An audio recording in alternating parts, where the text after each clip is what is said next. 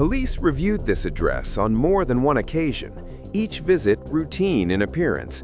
Yet over time, a sense developed that not everything connected to it could be explained so easily.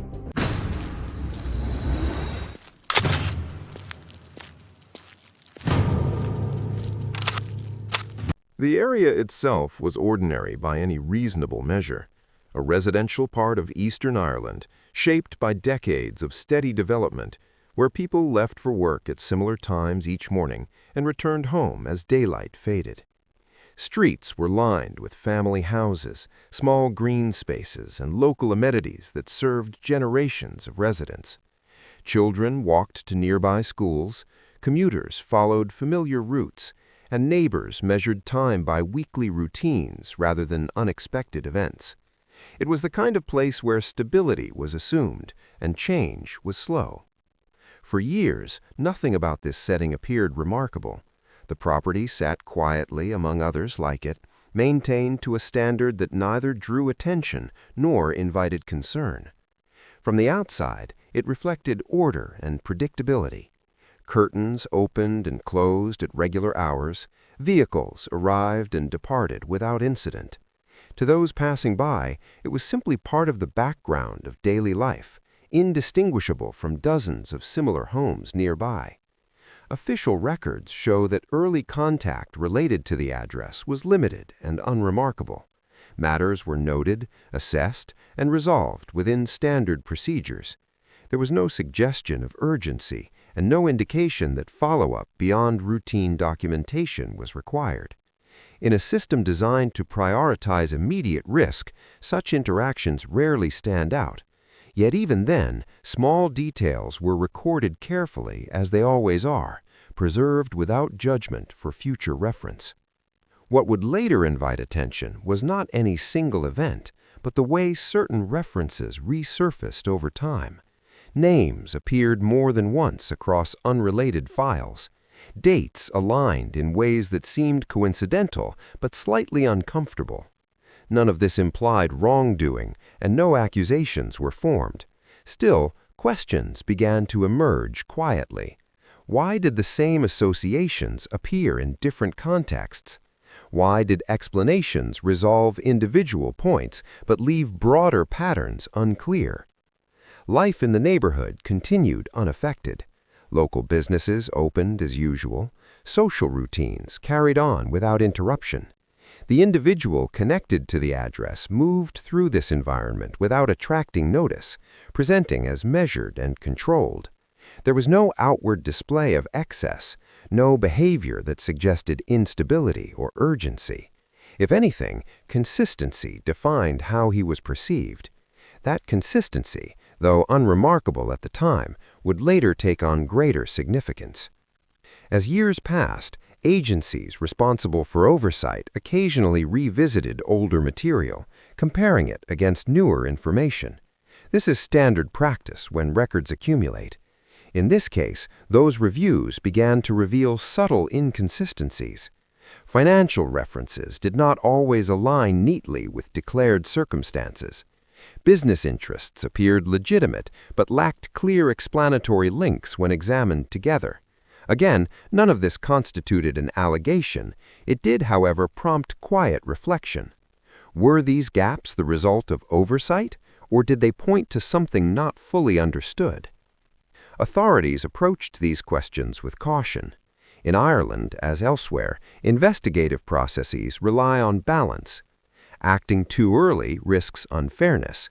Acting too late risks misunderstanding. At this stage, no action was required. Instead, information was contextualized. Analysts focused on timelines, noting how certain developments coincided with changes elsewhere. Was this alignment meaningful or simply the byproduct of chance? Without further clarity, the answer remained uncertain. The broader environment offered no obvious clues. Community life retained its familiar shape. There were no public disturbances, no visible enforcement activity, and no suggestion that anything beneath the surface was amiss. This contrast between normality and administrative curiosity would later become important. It demonstrated how complex matters can exist alongside everyday life without either revealing much about the other. Occasionally, questions returned to the same point: explanation. When details rely heavily on informal arrangements or partial disclosure, they can be difficult to reconcile over time. Officials noted that some records answered immediate queries but did not fully explain context. Why were certain roles defined loosely? Why did some associations appear indirect rather than straightforward? These were not claims, but they were not easily dismissed either. As part of routine oversight, information was shared internally to ensure consistency. This did not signal escalation, but it did reflect growing awareness that the picture was incomplete. Each department viewed the material through its own lens, highlighting aspects that others might overlook. Together, these perspectives suggested that further understanding was needed, even if the nature of that understanding was not yet clear. What remained striking was how little had changed on the surface. The address looked the same, the routines continued. There was no indication that anything required immediate attention. Yet behind the scenes, documentation slowly accumulated, forming an outline that was still faint but increasingly difficult to ignore. When patterns persist over time, they invite explanation, even when they do not point to a single conclusion. Eventually, during a routine review intended to confirm compliance, a minor discrepancy emerged. It involved a detail that, on its own, would normally be corrected without further consideration. However, when placed alongside earlier records, it stood out. The information provided did not fully align with independent data held elsewhere. The difference was small, technical, and easily overlooked, but it introduced a new question that could not be answered by existing explanations. It was not a discovery that changed anything immediately. No action followed, and no assumptions were made. Still, it marked a moment of quiet concern. For the first time, there was a tangible point where recorded information diverged from what external records suggested. Taken alone, it meant very little. Taken in context, it hinted that the calm surface surrounding this ordinary setting might conceal details still waiting to be properly understood. That possibility led officials to look again at earlier material, not with the intention of finding fault, but to understand whether the discrepancy was an isolated administrative error or part of a wider pattern. The process was methodical and quiet. Records were revisited, timelines compared, and routine explanations tested against what was already known. At this stage, the emphasis remained on context rather than conclusion. As files were reviewed side by side, certain repetitions became more noticeable. Names that had appeared infrequently before now surfaced in multiple places, separated by time but linked through documentation. These individuals were not described in adverse terms, nor were assumptions made about their roles. They were simply present more often than expected, connected through business arrangements, shared addresses, or overlapping periods of activity. The question was not why they existed in the records, but why their presence crossed so many otherwise unrelated entries. Attention turned to behavior over time rather than to any single incident. Garda analysts noted that periods of apparent inactivity in one area coincided with developments elsewhere that involved familiar references. On paper, these timelines were plausible. In practice, they raised questions about coordination and awareness. Was it reasonable that such alignments occurred repeatedly without any connection, or did they suggest a level of planning that had not yet been acknowledged? The individual associated with the original address continued to present a consistent public profile. Daily routines appeared unchanged, and there were no outward signs of concern or disruption. This consistency was noted carefully. In many cases, increased scrutiny leads to subtle changes in behavior, even when nothing improper has occurred. Here, there was no visible shift. Whether this reflected stability or careful organization was not something officials could determine at this point. Further examination of administrative records highlighted additional gaps. Some explanations relied heavily on informal understandings rather than clear documentation. Others resolved immediate questions but left broader context unexplained. Again, this was not unusual in itself. However, when similar gaps appeared across different records and over extended periods, they became harder to overlook. Each gap invited the same question: why was full clarity so difficult to achieve? Financial oversight reviews were conducted at a high level, focusing on compliance rather than detail. The aim was to confirm whether reporting obligations had been met and whether declarations aligned with independent data. Where information was complete and consistent, it was set aside. Where inconsistencies appeared, they were noted without interpretation. The process was cumulative, building an overview rather than isolating individual concerns. Geographical references began to attract attention during this phase. While the initial focus remained local, records increasingly pointed to activity in other parts of the country. Addresses in neighboring counties appeared in connection with familiar names. Business interests seemed to extend beyond their original scope. None of this implied impropriety, but it did suggest that the situation could not be fully understood within a single location. Understanding how these references related to one another became an emerging priority. Information sharing between departments increased in response.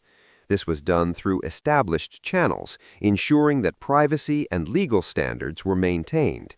Each department contributed what it could, offering insight into how certain arrangements were typically structured and where deviations might occur. The purpose was not to build a case, but to build understanding.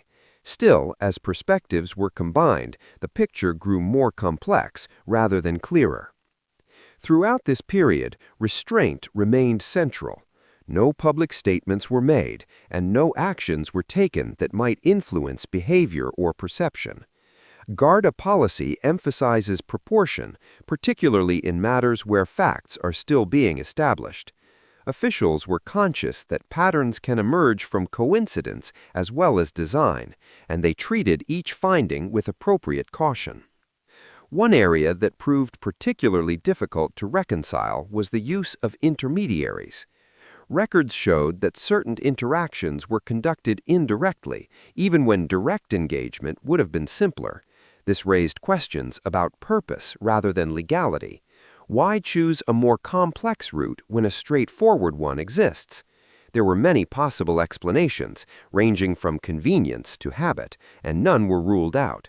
Still, the repetition of this approach across different contexts was noted. As the review continued, timelines were refined. Events that had once seemed loosely connected were placed in closer sequence. This revealed that some decisions appeared to follow a consistent order, even when occurring in different locations. Again, this did not establish intent, but it challenged the assumption that these events were entirely independent. When similar sequences repeat, they invite further examination. The growing body of information was discussed internally during routine briefings. Findings were presented without emphasis, allowing decision-makers to assess their significance calmly. What emerged from these discussions was not certainty, but a shared recognition that the existing explanations no longer addressed all the questions raised. The issue was not that the information pointed clearly in one direction, but that it resisted simple interpretation. For those involved in the review, this stage marked a subtle shift in perspective. What had begun as a routine administrative matter now required sustained attention. Not because any single irregularity demanded action, but because the accumulation of unresolved points suggested that something was being missed. In investigative work, that recognition often precedes more focused inquiry. The moment came during a scheduled assessment intended to determine whether the review could be closed. When the material was summarized, it became clear that too many questions remained unanswered. Patterns persisted across behavior, timelines, and associations, and no single explanation accounted for them all. It was then, quietly and without formality, that officials accepted the need to look more closely, acknowledging that the situation could no longer be treated as routine and required a deeper level of examination. That acceptance led to a broader review of information that had previously been considered secondary, not because it was newly suspicious, but because it now appeared relevant to a larger picture. What had begun within a limited local frame could no longer be understood in isolation. Officials recognized that if patterns were recurring across time, they might also extend across place. Administrative requests were expanded through established legal channels. Additional records were gathered from agencies responsible for regulation, licensing, and oversight, each request framed carefully to remain proportionate to what was already known. The intention was consistency.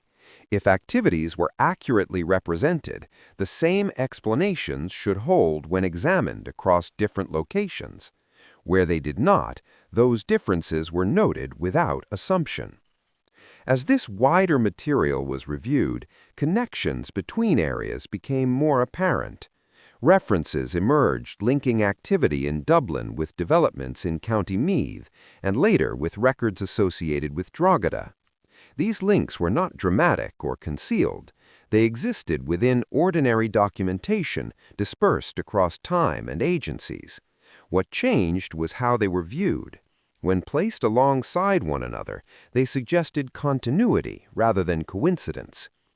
Individuals previously noted in local records appeared again in material from other regions, sometimes connected through business arrangements, sometimes through shared timelines. None were described as playing defined roles, and no judgments were made about their intentions. They were treated as points of overlap, indicators that the same group of names was moving through multiple administrative environments. Understanding why those overlaps existed became increasingly important. Legal oversight continued to guide each step. Every expansion of scope was reviewed to ensure it met statutory requirements and respected procedural safeguards. There was no rush to categorize or label what was being seen. Instead, officials focused on mapping relationships and sequences, asking whether the same explanations could reasonably apply across all contexts. In several instances, those explanations began to appear incomplete. Information sharing increased accordingly. Agencies responsible for different jurisdictions contributed context, clarifying how similar arrangements were usually structured and where deviations might arise. This exchange was measured and deliberate. In non-technical terms, it involved listening carefully, comparing notes, and checking whether different pieces of information told the same story. Increasingly, they did not. One notable development was the alignment of timelines across regions. Events recorded separately now appeared to follow a similar order, even when occurring miles apart. These sequences were not proof of coordination, but they challenged earlier assumptions of independence. When the same patterns repeat across locations, they raise questions about how decisions are communicated and implemented. Financial and regulatory reviews were extended at a high level, concentrating on transparency and compliance rather than detail. The objective remained understanding, not accusation. Where records were clear and complete, they were set aside. Where information was fragmented or indirect, it was flagged for further clarification.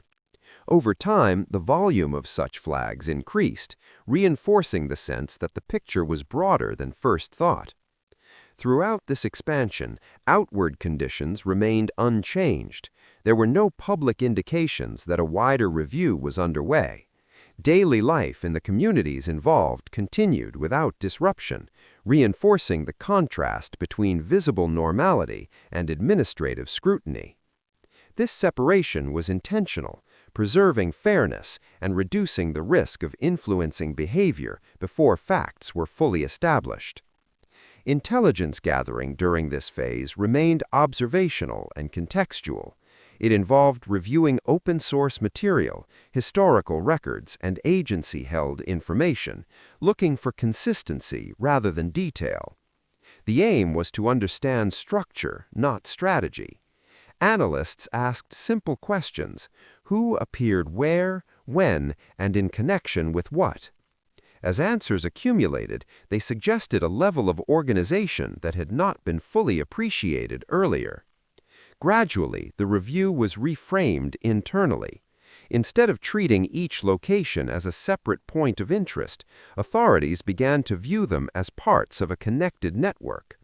This did not imply intent or outcome, but it did alter how information was prioritized. Context became central.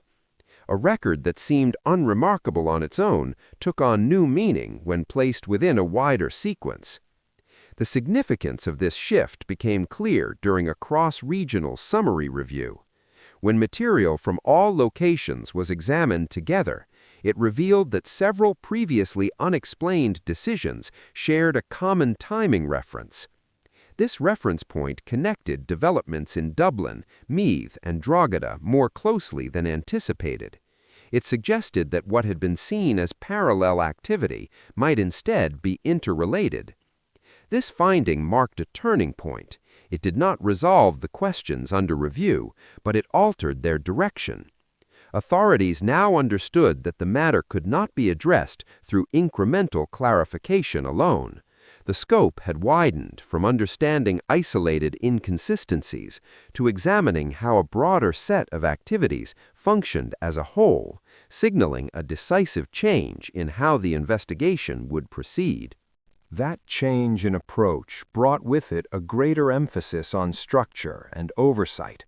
Once activity is understood as interconnected rather than incidental, the responsibility on authorities increases accordingly. Every step must be justified, recorded, and reviewed. The focus shifted from gathering context to ensuring that the process itself could withstand scrutiny, both legally and institutionally. Coordination became more formal. Garda units with responsibility for different regions aligned their work through established channels, sharing summaries rather than raw material to avoid duplication or misinterpretation. Each contribution was assessed within its own remit before being considered as part of the wider picture. This layered approach ensured that no single perspective dominated and that conclusions, if reached, would be supported independently. Pressure at this stage was not applied to individuals, but to the process. Timelines were refined again, this time with greater precision. Records were revisited to confirm not just what had occurred, but when information became available and how it had been addressed. This distinction mattered. In oversight work, the sequence of awareness can be as important as the sequence of events. Understanding who knew what and when helped clarify whether earlier explanations remained plausible. Legal advisors were consulted more frequently, not to direct outcomes, but to confirm thresholds. Irish law places clear limits on how and when matters can progress beyond review. Safeguards exist to protect rights and ensure fairness, particularly where information is complex and long-standing. Each proposed step was measured against these standards, reinforcing the principle that caution is not delay, but diligence. Evidence review became more disciplined. Material was categorized, cross-referenced, and, where necessary, set aside pending clarification. Investigators avoided drawing links based solely on proximity or repetition. Instead, they focused on whether documentation supported continuity of explanation. Where it did, those lines were closed. Where it did not, they remained open without presumption. Throughout this period, patience defined the pace. There was no external pressure to conclude quickly, and no internal incentive to accelerate without cause. Garda policy recognizes that premature action can undermine both outcomes and public confidence. As a result, the review advanced steadily, guided by verification rather than urgency. Oversight mechanisms also expanded internally. Senior officers were briefed at regular intervals, not to influence direction, but to ensure accountability. These briefings provided an opportunity to challenge assumptions and test whether alternative explanations had been fully considered. In several instances, they led to material being re-examined from a different perspective, reinforcing the importance of internal challenge. Despite this increased focus, public life remained unchanged. There were no visible signs of enforcement activity and no indication that wider coordination was underway. This separation between process and perception was deliberate. Maintaining normalcy reduces the risk of misunderstanding and preserves the integrity of ongoing review. One area that continued to attract attention was documentation relating to decision-making authority. While outcomes were recorded, the basis on which certain decisions were taken was not always explicit. This lack of clarity did not imply impropriety, but it limited understanding. Investigators sought to determine whether this reflected historical practices, informal delegation, or something else entirely. Each possibility was considered without assumption. As material accumulated, some earlier explanations began to lose coherence. What had once seemed reasonable in isolation now appeared strained when viewed alongside verified timelines from multiple regions. Still, no single record provided resolution. Instead, understanding advanced incrementally, shaped by the gradual elimination of alternatives. The unexpected development came from a source considered routine. During a scheduled audit of archival material, an administrative record was reviewed for completeness rather than content. In doing so, analysts noticed that a declaration made years earlier differed subtly from an independently maintained registry. The difference was not in substance, but in timing. The declaration appeared to have been submitted after a key reference date, despite being recorded as earlier. On its own, the discrepancy might have been attributed to clerical delay. However, when placed alongside established timelines from other regions, it aligned precisely with a period of otherwise unexplained coordination. This alignment had not been anticipated and had not been the focus of review. It emerged incidentally, through process rather than pursuit. The finding did not conclude the investigation, but it altered its foundation. For the first time, there was a verified inconsistency that connected administrative timing across locations. It suggested that earlier assumptions about sequence required revision, and that some actions may have been informed by information not previously accounted for. With that revelation, the investigation entered a more consequential phase, grounded not in pattern alone, but in a factual point that demanded explanation. That requirement for explanation marked the point at which formal decisions had to be taken. Once a verified inconsistency is established, particularly one that affects how earlier information is understood, authorities are obliged to respond within the framework of the law. In this case, that response was careful and structured. Any steps taken were based not on inference, but on material that had been reviewed, verified, and assessed against legal thresholds. Garda action followed established procedures. Individuals connected to the matters under review were engaged through formal channels, with clear communication about their rights and obligations. These steps were conducted without public commentary and without disruption to the wider community. In the Irish system, discretion at this stage is essential. It protects the integrity of proceedings and ensures that accountability, if established, rests on evidence rather than perception. As the process moved into the courts, the emphasis shifted fully to documentation and law. Judges examined records, timelines, and declarations in a methodical manner, testing whether the material supported the conclusions presented. This phase was not shaped by narrative or speculation. It was defined by standards of proof and by the requirement that findings be grounded in verifiable fact. Each issue was considered within its proper scope, and nothing beyond that scope was assumed. Court proceedings unfolded over time, reflecting the complexity of the material involved. Progress was measured and deliberate, with adjournments used to allow for review rather than to build momentum. This pace, while often misunderstood from the outside, is a safeguard.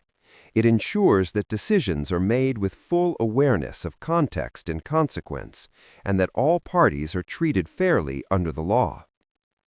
Outcomes, when they came, were precise rather than sweeping. The court addressed specific matters that had been placed before it, focusing on responsibility and compliance. Where accountability was established, consequences followed in accordance with legal standards. These consequences were not framed as punishment for its own sake, but as affirmation of the rule of law. They reinforced the principle that systems rely on accurate disclosure and transparent process to function effectively. Importantly, the proceedings did not seek to explain every aspect of the wider picture that had emerged during the review. Courts are limited by design. They address what can be proven within defined parameters, not what may be suggested by broader context. Some questions remained outside the scope of formal determination, either because they did not meet evidential thresholds or because they fell under different regulatory considerations. This limitation was acknowledged openly. For institutions involved, the resolution phase prompted internal reflection. Reviews were conducted to assess how the situation had evolved over time and how similar patterns might be identified earlier in the future. These reviews focused on process rather than outcome, asking whether documentation standards, information sharing, or oversight mechanisms could be improved. Such reflection is a routine but essential part of maintaining public confidence. Within the communities connected to the case, the effects were subtle but lasting. There was no sudden change to daily life, no visible disruption to the routines described at the beginning of this story. Yet there was an increased awareness that administrative decisions, often made quietly and over long periods, can carry significant weight. The idea that accountability operates continuously, rather than only at moments of crisis, became more widely understood. Officials later described the resolution not as an ending, but as a point of definition. Certain matters had been clarified through formal means, and responsibility had been addressed where evidence allowed. At the same time, the broader context continued to be examined through policy and oversight rather than enforcement. This distinction mattered. It demonstrated that resolution in complex cases often occurs in layers, not through a single decisive moment. The absence of dramatic closure did not lessen the significance of the outcome.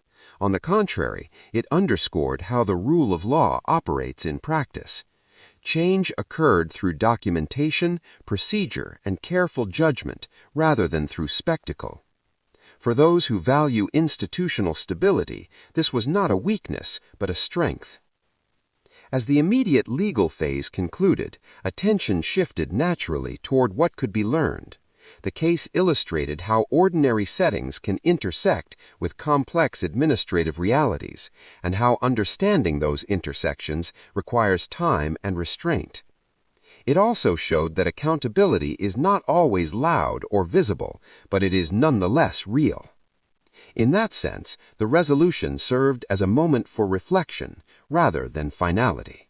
That quieter understanding shaped what followed, both locally and institutionally. In the communities touched by the case, life continued with its familiar rhythm.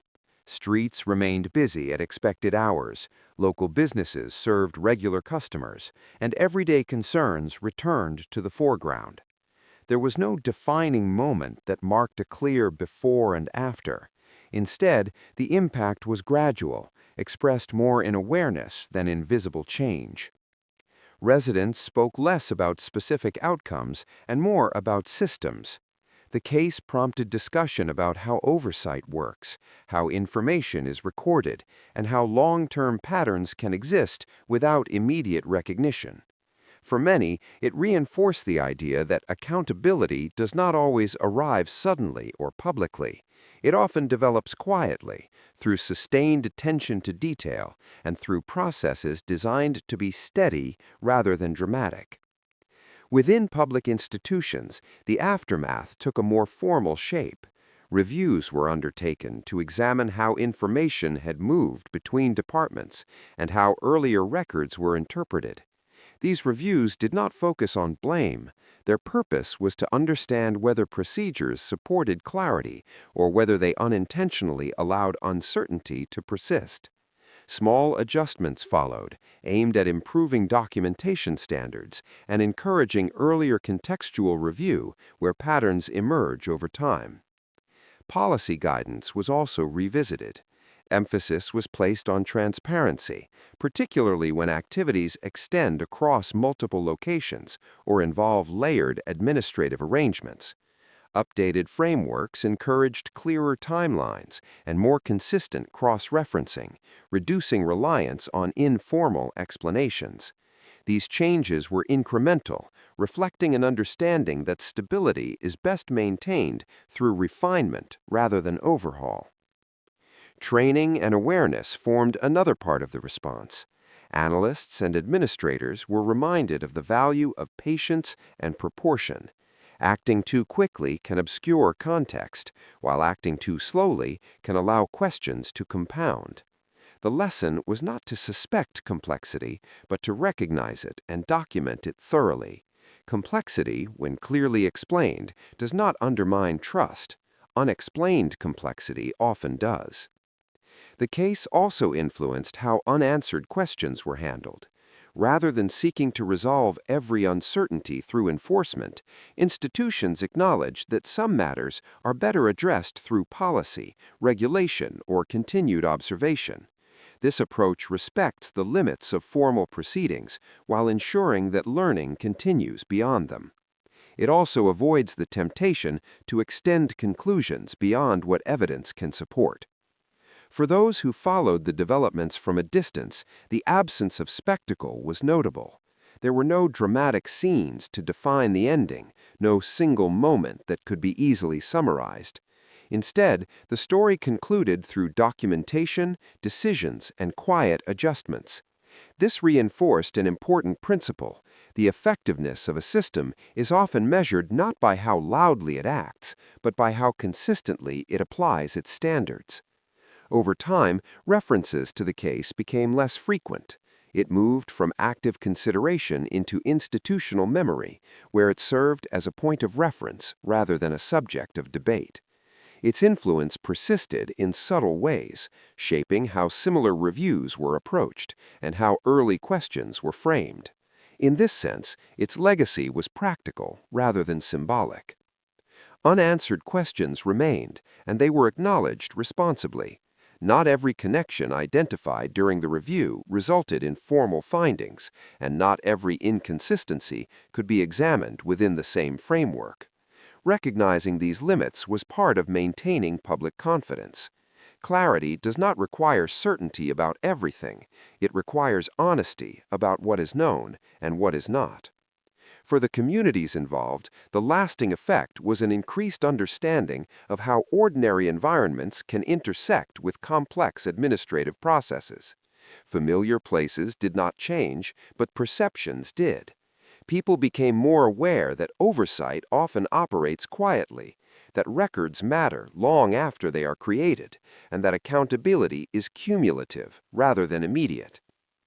In reflecting on the journey traced here, one theme remains consistent. What began in an ordinary setting did not reveal its significance through dramatic events, but through repetition, timing, and careful review. The story unfolded not because someone looked harder all at once, but because attention was sustained over time. Police reviewed this address more than once. Each visit, each record, and each decision seemed routine when viewed alone. Together, they formed a narrative that only became clear through patience and context. It serves as a reminder that in the most familiar places, understanding often depends not on what is seen immediately, but on what is noticed, questioned, and revisited with care. If you found this story insightful, subscribe and turn on notifications to follow more in-depth Ireland and UK true crime documentaries.